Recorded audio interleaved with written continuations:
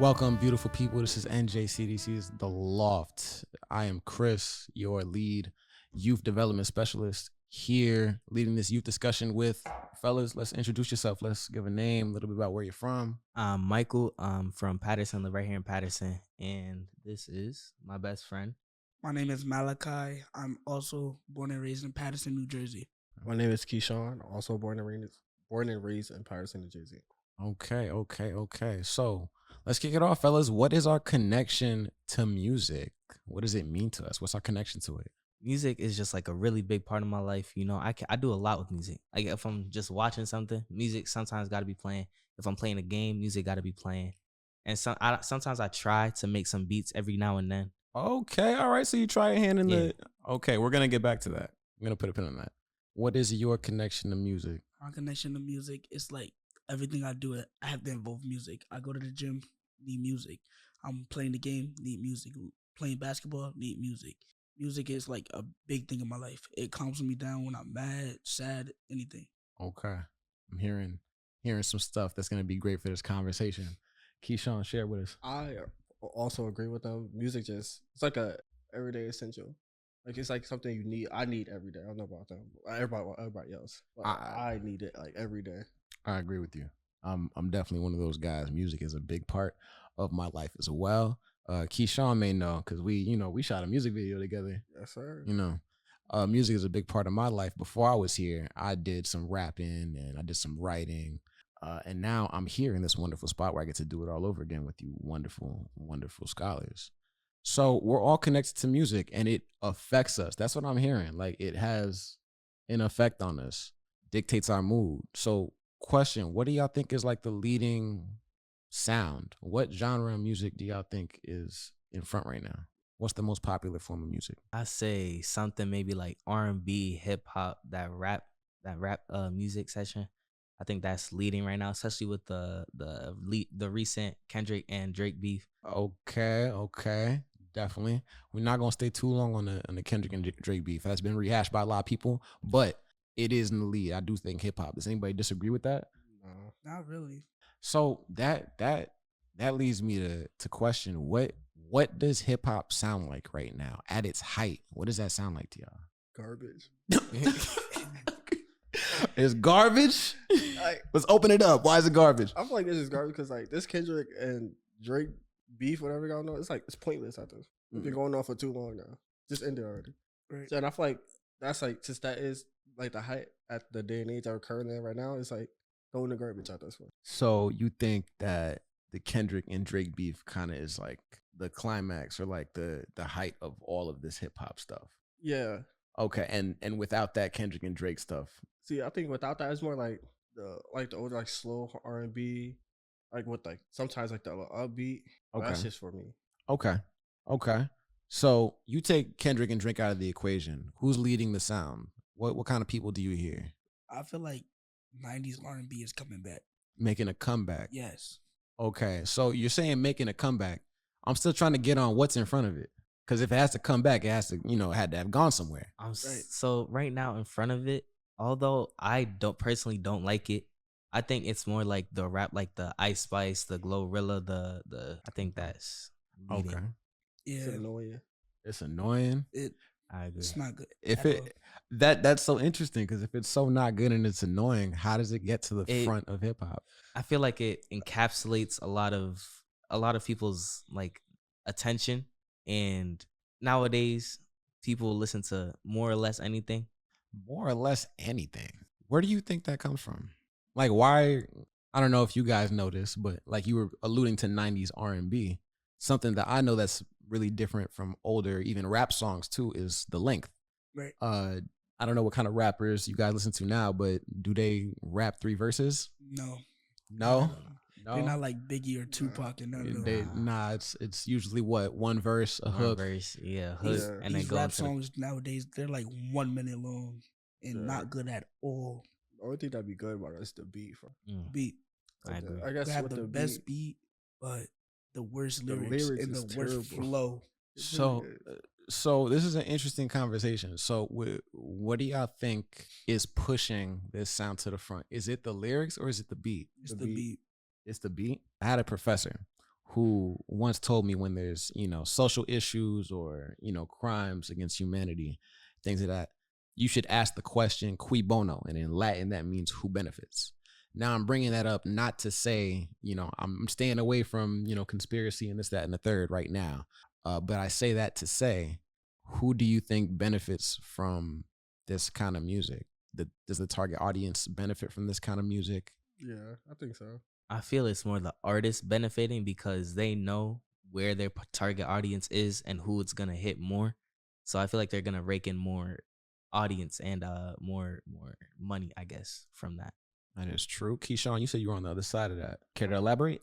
I feel as though like they really it's kind of with his too. Like the music is like really just made for that set amount of people. So I think this benefits the target audience more because since they enjoy it so much, and then either way, it's still gonna go back to what he said. The artist is because with them keep playing it, listening, the revenue gonna go back to them. So yeah, and can I add on to that? Like Please with since they see that it's gonna affect their target audience more, they're gonna keep putting out more songs to draw in more of that audience, make a bigger audience. Which side of the fence are you guys on with that? More music for the fans, or the absence makes the heart grow fonder?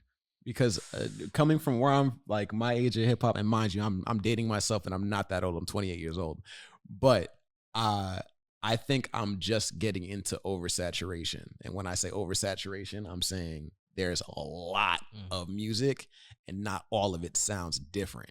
I don't know if you guys have heard the term regional. Like hip hop being regional. Have you guys heard that phrase before? Yeah. Essentially, what that alludes to is New York sounded like New York, LA sounded like LA, Memphis sounded like Memphis. But today, you can get somebody from Patterson on a drill beat that's inspired from a Memphis guy that he's using West Coast slang. Exactly. It's a lot of a lot. Yeah. Everybody's trying to get a piece of the pie. So, all right, which side are you guys on? Because there are people who say, this is my guy. I want more music. Don't be like Kendrick, who drops music every 5 years. That was like his big thing. But there are people who are on the side of that. So which side are you guys on?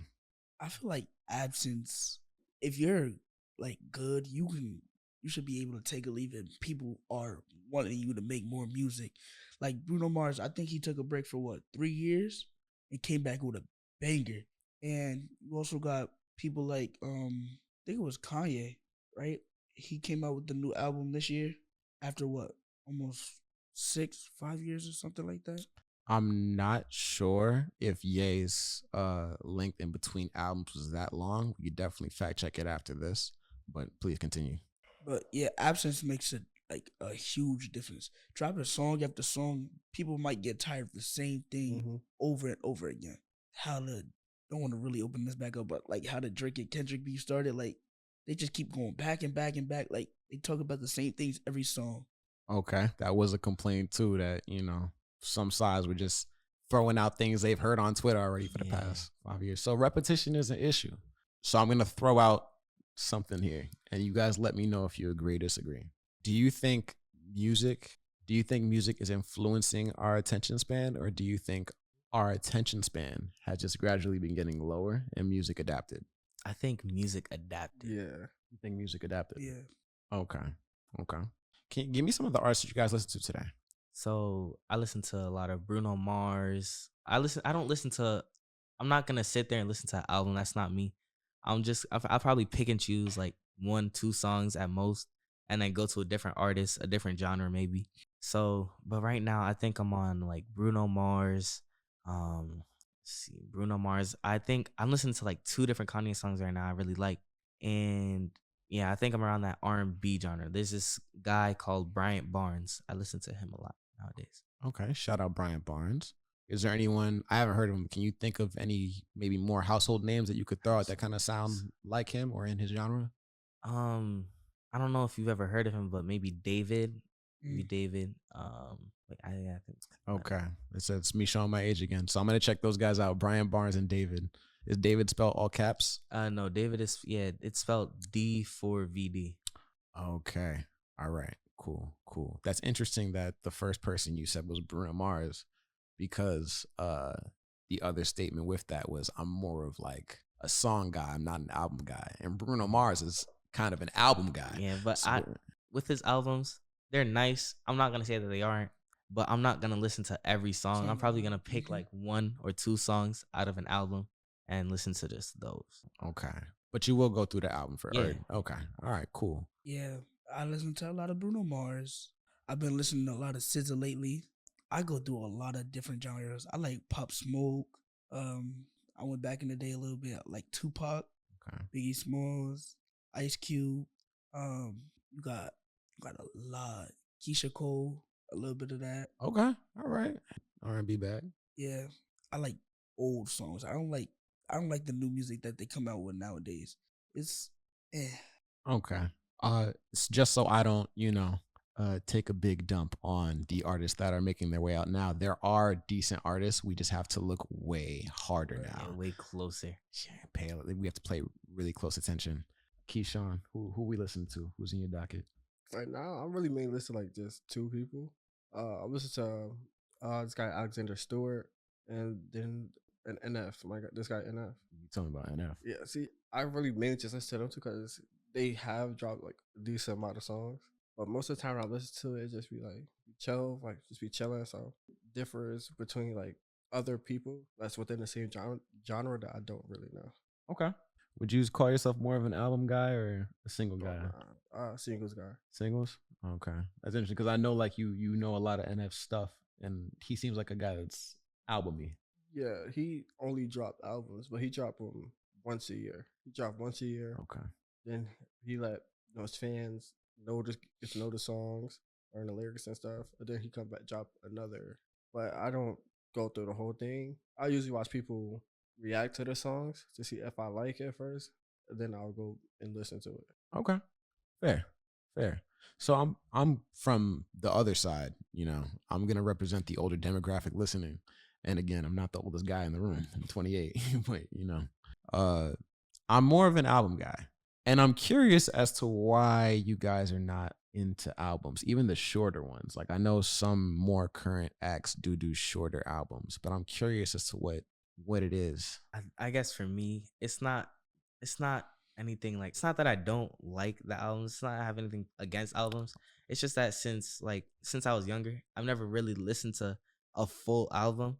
It's just that I've been like picking and choosing different songs from like a lot of different genres. So Okay. I guess that transferred into like my years now. Okay, fair. And also let me rephrase that question because from your response, it may sound like I'm putting some kind of dislike on you guys, that you guys have a distaste for albums or, so let me rephrase that.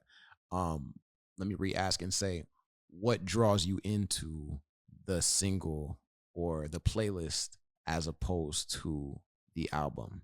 Or better question, what does an artist have to do to get you to listen to an album? like I will listen to a whole album, but don't mean I will like every song out of that album. Oh, of course. I listen to the whole Nostalgia Raw Wave album, and I just pick the songs I like out of that album and add them to my playlist.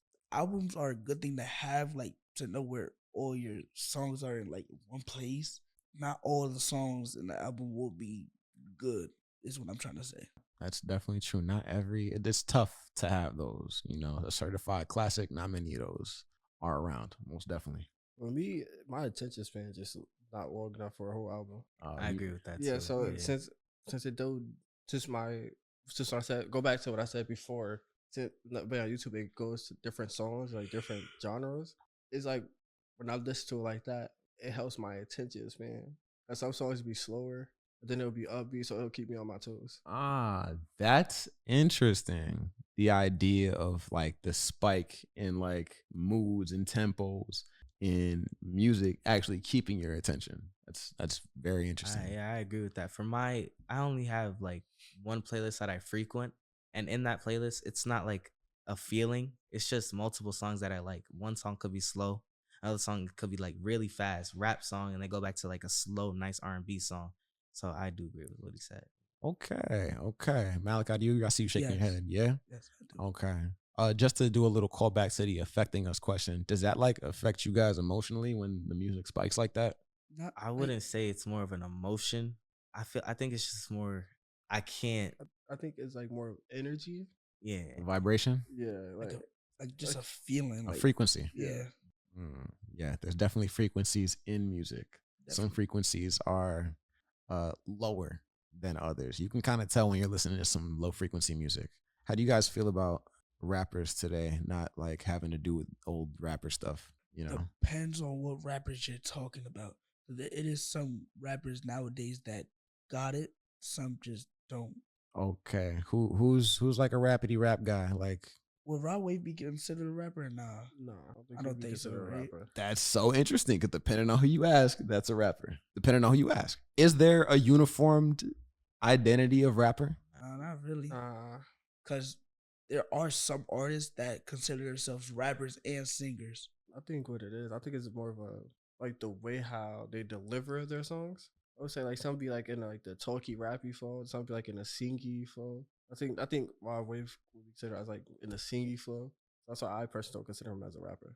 I don't, I'm not too familiar with Rod Wave. Has he ever come out and like said what he was? Does he just call himself an artist? He just says he's an artist. Yeah, it's like the cop out. Okay. I mean, do you guys like that there's, or not that you like, in general, how do you guys feel about the lines kind of being blurred? You know, you can essentially do what you want. There's a lot more freedom. Yeah, in I hip-hop. feel like for the artist or for like me as a listener. You as a listener. So I feel like it gives me more freedom to place these artists in whatever category I see fit. So if I see that artist as like a rapper, I'm gonna put him with like other rappers. But if I see him as like a singer, then he's gonna go with other singers. So and then the artists themselves keeping that ambiguity, I feel like that plays a part in how I would classify them. So when you say the ambiguity you're talking about, do you mean more so in their presence or how they release music? What do you mean by that?